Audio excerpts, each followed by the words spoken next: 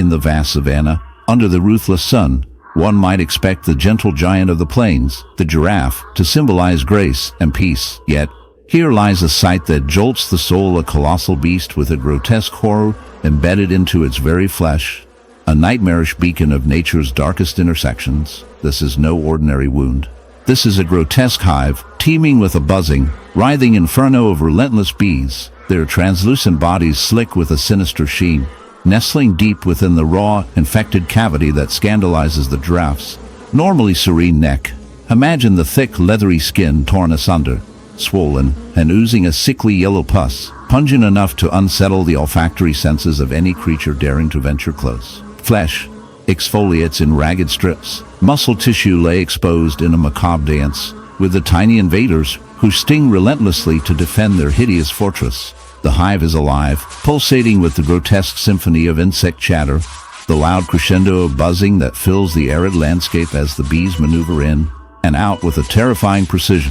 Blood mixes with honey, creating a morbid cocktail that beckons flies and other scavengers.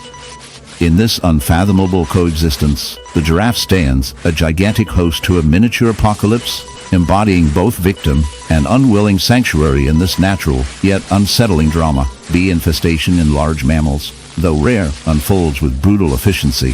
The bees, driven by an instinct to create shelter and raise their young, exploit any breach in the skin, no matter how catastrophic. The initial wound, possibly caused by a predator's attempt, or perhaps from an abrasive fight with thorny branches, becomes a gateway to infestation. Inside this wound, the queen bee establishes her colony, laying eggs among the depths of the giraffe's exposed tissues. Worker bees tirelessly construct wax cells in this unnatural cavity, secreting honey that festers into a sticky mold, encouraging opportunistic bacteria to join the morbid community. The giraffe, unable to reach this insidious hive with its tongue or limbs, suffers continuous stings that lead to swelling, necrosis, and systemic infection. Over days and weeks, the infestation transforms from a mere wound to a sprawling. In the shadowed folds of a forgotten pasture, under a heavy sky shrouded in dusk, there exists a sight so grotesque and unnerving that it forever etches itself into the mind of anyone unfortunate enough to glimpse it. Imagine a horse, majestic and proud under other circumstances, reduced to a living nightmare, its flank ravaged by an unholy invasion. This is no ordinary wound or the reckless accident of battle. It is a sprawling hive of bees, pulsating with the relentless activity of thousands of tiny intruders burrowing deep into its flesh. Boundary between animal and horror. The surface of the horse's hide is no longer smooth. Instead, it's an open wound turned grotesque with glittering honeycombs and thrumming with the ominous hum of an insect population gone rogue. This bizarre amalgamation of beast and insect creates a tableau at once repulsive and mesmerizing, compelling the onlooker to confront the raw, often ignored brutality embedded in nature's processes. The undermining of skin to harbor a beehive, with its tens of thousands of bees busily living within, is a phenomenon as fascinating as it is disturbing. When a bee colony establishes itself inside an animal's flesh, it orchestrates a complex invasion that disrupts the host's biology in ruthless ways. Bees, driven by instinct, seek not just shelter but expansion. Their hexagonal combs extend beneath the epidermis like sinister geometric tumors, laden with nectar, honey, and larvae, frustrating the natural barriers that typically defend the host. The horse, trapped in this macabre partnership, suffers constant irritation and infection.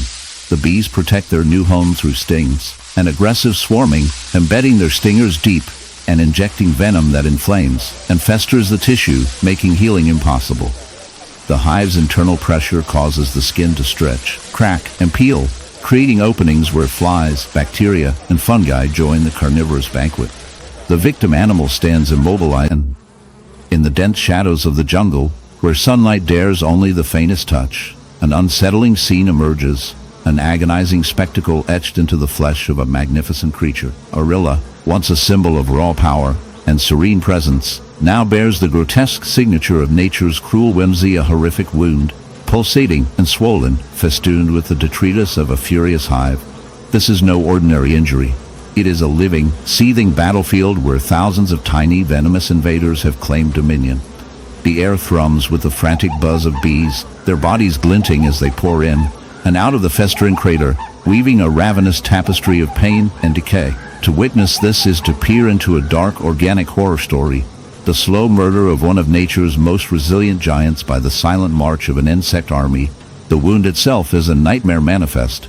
Ragged edges of torn skin gape like a maw, swollen with infected fluids, and scar tissue attempting a futile defense. The fur surrounding the lesion is matted, sticky with a mixture of blood, pus, and honey-like secretions oozing from this unnatural hive. Inside this festering nest, a dense colony of bees constructs their waxen cells, a nightmare inversion of the natural order, where instead of flowers, the living flesh of a gorilla serves as the foundation. The buzzing throng repeats its vicious life cycle, expanding the hive, defending their sanctuary with stings that inject not only venom, but a cocktail of chemicals that escalate inflammation and necrosis. The gorilla's solemn eyes, clouded with pain and confusion, tell a silent story of endurance and suffering beneath the relentless assault lieutenant. But how does such a tragedy come to pass? Bees, typically the articulate workers of pollination and ecosystem maintenance, are here unmasked as merciless colonizers, opportunists taking advantage of vulnerability. When a gorilla sustains skin damage through fights, entanglement in thorny brush, or infections, the exposed wound becomes a jackpot of sweetness, exuding body fluids and attracting the curious, hungry insects. In the absence of intervention, the bees infiltrate, their survival instincts overriding typical species boundaries. They build their hive directly on the infected tissue, their wax binding the wound in a perverse marriage of biology and brutality. This infestation is not merely parasitism, it is a slow biochemical unraveling of tissue, where the gorilla's immune system struggles desperately, but futility ensues as the bee's venom compounds the damage. Secondary infections set in, maggots and bacteria join the morbid chorus, turning the site into a grotesque theater of decomposition and survival. From a scientific viewpoint, this grotesque tableau is a window into ecological complexity and the brutal logic of survival. The bees exploit an unusual niche, expanding their habitat in a manner not seen in their usual floral havens. This illustrates how even seemingly cooperative species like pollinators can adopt aggressive, invasive behaviors when ecological pressures and opportunities align.